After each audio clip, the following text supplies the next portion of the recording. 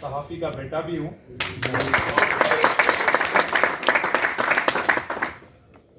وہ صحافی میرے والد صاحب جنہوں نے MRD موومنٹ میں جنرل ضیاء رجیم کے خلاف جیلیں برداشت کی.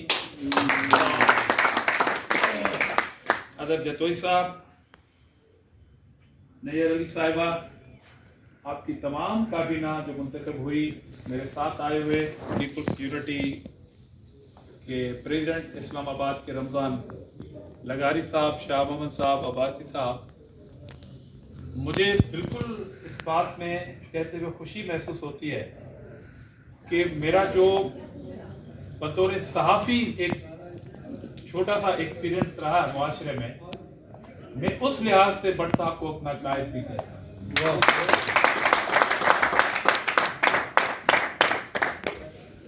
میں امید رکھتا ہوں کہ نیولی جو آپ کی ایک کابینہ آئی ہے اس میں جو ابھی جتوئی صاحب نے کہا کہ ایک ایسے علاقے سے تعلق رکھتے ہوئے ایک ایسے شہر میں اور اس کے بھی صحافت کے بہت بڑے ادارے کے صدر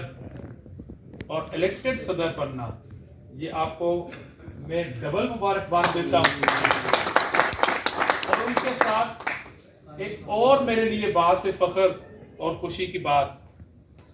کہ میری بہن جو آپ کہہ رہے ہیں کہ first time elected general secretary ہیں، تو یہ میرے لیے اور فخر کی بات ہے کہ پیپلز پارٹی کے لیے خواتین کو پروموٹ کرنے میں بڑی خوشی ہوتی ہے کہ جب میری پارٹی میری بہن کو پروموٹ کرتی ہے یا کسی ادارے میں کسی خواتین کا پروموشن ہوتا ہے تو بطور سیاسی کارکن یہ میرے لیے بہت ہی فخر کی بات ہے. اس کے ساتھ اس پینڈال میں موجود 5 خواتین میں سے 4 میری بہنیں یہاں پر بیٹھی ہیں اور میں نے بڑی کوشش کی کہ یہ راز ہی رہے، مگر یہ راز فاش ہو گیا کہ ہنا میری مسز ہے اور مجھے فخر ہے کہ یہ سیاسی کارکن ہے. یہ شہید بی بی کی سیکیورٹی میں ایز اے PSS کارکن رہی اور زندگی میں ایک ایسا لمحہ بھی آیا کہ لاہور کے اندر میں سینٹرل جیل لاہور کا قیدی تھا، یہ کوٹ لکھپت جیل کی قیدی تھی. تو ضیاء رجیمی مارشل لا دور میں ان اداروں کے ریڈز ہوتے رہے گھروں میں اور ہم فخریہ اس کو فیس کرتے تھے. آج مجھے خوشی ہے کہ وہ بھی اس پریس کلب میں موجود ہیں. وہ سیکنڈ ٹائم سندھ اسمبلی کی ممبر ہیں اور میں گو کہ سینیٹر اور ظاہریے کے سینیٹر ریٹائر نہیں کہلاتا. مجھے اکثر دوست ملتے ہیں اور کہتے ہیں کہ دامرا صاحب یہ تو پوائنٹ آف آرڈر پہ بات کر دیں، تو میں انہیں کہتا ہوں کہ بھائی مجھے 6 سال ہو گئے میں ریٹائر ہو گیا ہوں سینیٹ سے. اب میں سینیٹ کے ہاؤس کا حصہ نہیں ہوں، مگر قانوناً سینیٹر ریٹائر نہیں ہوتا. میں نے 2 صوبائی اسمبلی کی الیکشن حیدرآباد سٹی سے لڑی ہیں اور وہ پیورلی ایک MQM کے علاقے کے علاقے تھے، مگر پارٹی کرتی تھی، میں وہ الیکشن لڑا. مگر بطور سیاسی کارکن آج میں جیسے ہی مجھے یہ معلوم ہوا کہ آپ کی الیکشن 8 مارچ کو غالباً ہو چکی، تو میں نے یہ ضروری سمجھا کہ میں پاکستان پیپلز پارٹی صوبہ سندھ کی جانب سے شاہ عبداللطیف بٹائی کی دھرتی سے، لال شہباز قلندر کی دھرتی سے اور شہید ذوالفقار علی بھٹو کی سرزمین سے آپ کے محفل میں حاضر ہوں. آپ کو مبارکباد دوں اور آپ کے خدمت میں پیش بھی ہوں. تو مجھے بڑا اچھا لگ رہا ہے کہ میں پاکستان پیپلز پارٹی سندھ کے ترجمان کی حیثیت سے اب میں پیپلز پارٹی سندھ کا ترجمان ہوں. تو صحافت سے لے کے اور پارٹی کی صوبائی کابینہ کے رکن کی حیثیت سے مجھے فخر ہے اس بات پہ کہ میں نیشنل پریس کلب اسلام آباد میں پیپلز پارٹی سندھ کی جانب سے یہ چھوٹا سا تحفہ آپ کی نظر کر رہا ہوں. اس کے ساتھ ساتھ آج سویلین بالادستی جس کے لیے ایک طویل جدوجہد رہی ہے، پیپلز پارٹی کے ساتھ ساتھ میں ان تمام پولیٹیکل پارٹیز جو MRD کے پلیٹ فارم پر اکٹھا تھی اور خاص طور پر صحافیوں کا جو ایک رول رہا اس موومنٹ میں، آمریت مرد آباد اور جمہوریت زندہ باد کے سلوگن پہ وہ بھی ایک تاریخ کا سنہری باب ہے، اور وہ سنہری باب آپ سے کوئی بھی نہیں چھین سکتا. یہ تاریخ آپ کے اوپر فخر کرے گی. اور ویسے بھی جب نیولی باڈی آ گئی ہے، اور مجھے علم ہے، میں کافی چہرے جانتا ہوں، میری دوستیاں ہیں ان سے. میں 6 سال اس پریس کلب سے دوستیاں رہی، میں آتا رہا ہوں، یہاں کئی مرتبہ آیا ہوں، پریس کانفرنسز کی ہے. آج آپ کے کاندھوں پہ ایک نئی ذمہ داری ہے، اور آپ کے ہاتھ میں قلم بھی ہے. تو وہ کسی دانشور کے عظیم الفاظ ہیں کہ قسم، قدم اور قلم سنبھال سنبھال کے اٹھانی چاہیے. تو مجھے امید ہے کہ یہ پریس کلب جو بظاہر محکوم، مظلوم اور بے آواز طبقات کا ہائیڈ پارک ہے، جس طرح یو کے میں ہائیڈ پارک ہوتا ہے، ایک اسپاٹ وہاں پر ہوتے ہیں اور وہاں پر لوگ اپنی کیس لے آتے ہیں، تو بنیادی طور پر یہ ایک 4 دیواری کا کوئی حال نہیں ہے. میں سمجھتا ہوں کہ ان تمام بے آواز، محکوم اور مظلوم طبقات کی آپ جج ہیں، آپ وکیل ہیں،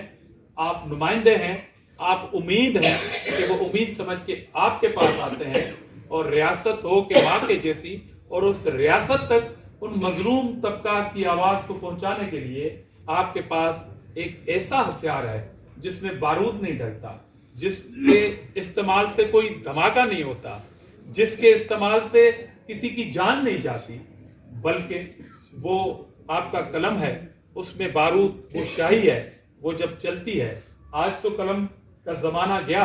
مگر آپ کے ہاتھ اور آپ کے ذہن میں موجود وہ موبائل ہے، وہ واٹس ایپ ہے، وہ ای میلز کا بھی زمانہ گیا، فیکس بھی چلا گیا ابھی. اب تو اس موبائل کے تھرو بیٹھے بیٹھے